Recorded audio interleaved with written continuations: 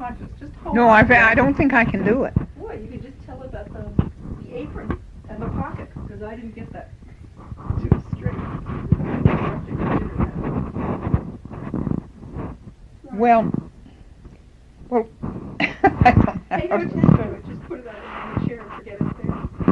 Yeah, forget it. Just think that.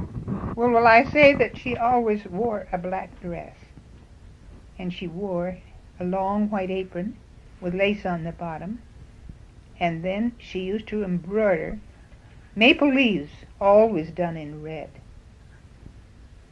And in her skirt, she had a pocket, and that she used to carry peppernuts. No, what do you say? Peppermints? Peppernuts. You got it for me.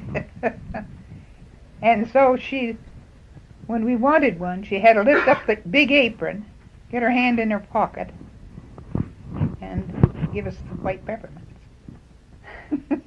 That's about the only candy she ever had. What was her that? name? Her name was Mary Martell, you know. But you called her Grandma? Oh, yes, we wouldn't dare call her anything else. Not that she was severe, you know, in any way, but we would never think of calling her Mary. Because she was your grandma? Yeah. Oh. But nowadays it doesn't really count. People could say Jess to me and I wouldn't think anything about it, but I know my grandmother would be hurt. I was very fond of my grandmother. Oh. And you know, will I tell you this? You know what my grandfather used to call me? And I don't know where he got the name. He would go to the village about once a month, because that's the only time they ever went to the store, was about once a month, with a horse and wagon. And he would stop in on his way back and he'd say, "Pooper, you coming home with me today?" And that was my nickname for my grandfather. Now, you don't want to have anyone hear that, do you? I don't think it's too bad. When we used to call you Rachel. We used to call Rachel Pooper, too. You did? Why, isn't that funny? And then we started calling you Super Pooper. Well, what do you call me now? Well. None of those things. What kind of a house did she live in? Well, they lived in the log house when the boys were little. But then my grandfather built a house like other people had, you know. It had clapboards to it and windows with glass and And fancy. But in the log house that they had, I don't know if they had an upstairs. I can't remember ever seeing that. It looked to me as if it was just one room, but probably not, because I don't see how three sons could live in just one room with a father and mother. But maybe they did. And then after they moved to the good house, that was used as a shop. And they kept all their tools and things like that. And you know what they had their beds were made of?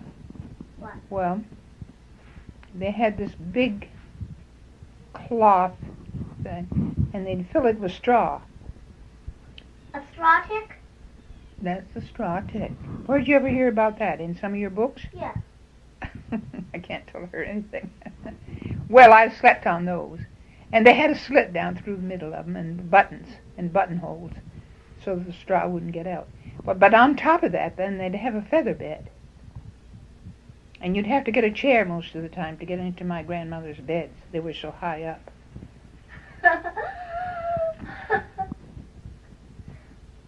And she used to make the blankets. She used to weave the blankets. She used to make the quilts. And I don't know where they got their feathers for the pillows, because I never remember seeing any hens around. Or ducks? Or geese? No. Did they have a loom? Great big loom. As tall as I am. Mm-hmm. As tall as you are now, or as tall as you were Tall then? as I am now. Mm-hmm. It's a pretty tall loom. Did they have sheep? Did they make their own wool, or did they buy that? No, they bought it. They didn't have sheep. they could afford to buy it. Oh, tell about the cheeses. Well, then my grandmother she used to make cheese. Did you ever see a great big round cheese in the store Yes. like that? If In England? You would. Well, she used to make cheese like that. And she had a room upstairs with a great long table. And she covered with cheese. covered with cheese. And people used to come from far and wide to buy that cheese. I used to watch her make it. And before they turned it into cheese, it was sort of a curd. Looked like cottage cheese, only that it was solid. It wasn't crumbly, you know. I have a feeling what it is. I have a feeling. I suppose the flies flew around, but I didn't see those. Well, what kind of cheese would it end up? Oh, it would end up just like the ordinary yellow cheese that we buy at the store. That's Like cut. It was a cheddar. Or what they call mouse cheese.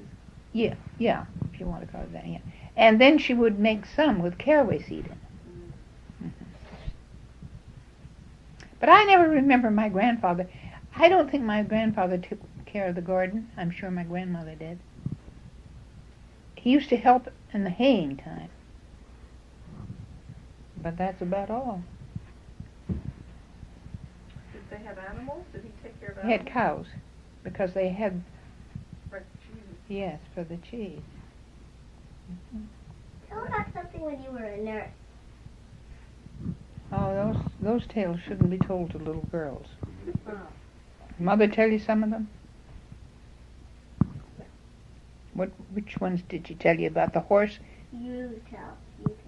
Oh, I told all of them. About the horse, the man trying to bring the horse into the hospital? Yeah, that sounds so funny. Well, it wasn't funny when it happened in the middle of the night. I was scared to death. Well, And if I you were remember scared to death, properly- you wouldn't be around right now. Well, I was scared Very. because I had to telephone for the police because he kept arguing with me. This man that had the horse kept saying he wanted to take the horse upstairs and show it to his buddy who was sick. Did cheer him up? He didn't go upstairs, though. Maybe that was the reason he wanted to take it. I've forgotten that man's name, too. Hmm. But But I can see that horse's head now. When I went to look out. It's a wonder it didn't break the porch floor down. You know? And its weight. I was asking Judith if things happened like that when she was in Washington, you know, when she got her training. She said yes, there were funny things that happened. And then I can tell you this one. We had a patient, and we had to feed her. And so she'd say, "A little more tea, please." So she passed away. And one of the nurses got under the bed, and we didn't know it. And when we were working on her, this voice says, "A little more tea, please." Was anybody really scared, or did you just laugh right away? No, we didn't laugh right away. You know, it startled her. I can see why you were startled. I don't think things happen like that in the hospital now. You think people have changed? Well, it's different.